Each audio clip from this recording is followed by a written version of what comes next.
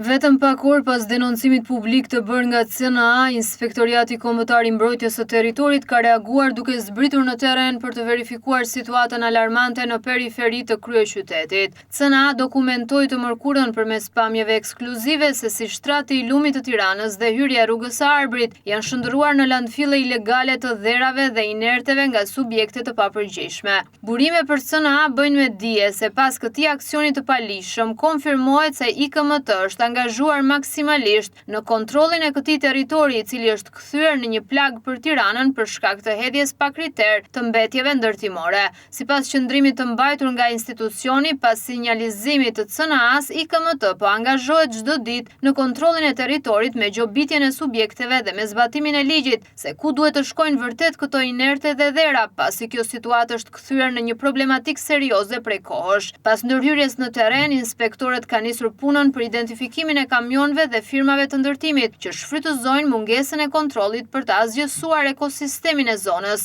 CNA denoncoi një ditë më herët se ky krim mjedisor po bllokon rrjedhën natyrore të ujit dhe po shkatëron anët e rrugës duke krijuar një katastrofë të vërtetë në hyrje të një aksi të rëndësishëm si rruga e Arbrit.